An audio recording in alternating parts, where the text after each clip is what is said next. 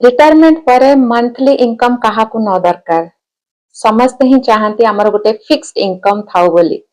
तो एलआईसी रो एही plan आपनको life time pension देई पारे।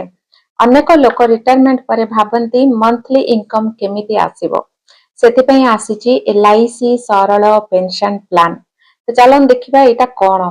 तो एटा होची एलआईसी रो इमीडिएट एनुइटी प्लान माने आपण एका थरकरे एथरे इन्वेस्टमेंट करि परिबे एवं परे लाइफ टाइम पेंशन पाई पारिबे। तो एटा केमिति काम करे चलंत देखिबा। धरंतु आपण गोटे लमसम अमाउंट इन्वेस्ट कले माने सपोज रिटायरमेंट परे आपणकर ग्रेचुइटी आसिला पीएफ आटे आसिला तो सबो को आपण माने as at a time lump sum भाबरे इन्वेस्टमेंट कले तापरे एलआईसी आपनको एथिरे आपणकर सुविधा हिसाब रे आपण जदी मंथली इनकम चाहउछंती क्वार्टरली चाहउछंती इयरली पेंशन चाहउछंती ताले सेटा आपण माने एलआईसी को इन्फॉर्म कले सेही हिसाब रे एलआईसी आपण मानको गारंटेड रिटर्न दबो। तो एटार बिग बेनिफिट्स कोन आमे देखिबा। प्रथम हैला life time guaranteed income. Second होची हस्बैंड और वाइफ मध्यरे जॉइंट ऑप्शन मध्य एथरे नै पारिबे।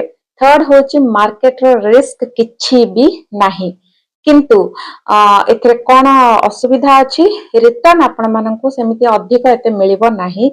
सेकंड होची यंग एज रे सबु टंका एठी इन्वेस्टमेंट करबा स्मार्ट नुहे। तो मो मतरे रिटायरमेंट इनकम पाइकिना एटा यूजफुल हेई पारे किंतु ब्लाइंडली इन्वेस्टमेंट करंतु नाही। तो कमेंट करतु आपण माने एलआईसी रे ट्रस्ट करंती कि नाही आ एथरे इन्वेस्टमेंट करिया को चाहउछंती कि नाही।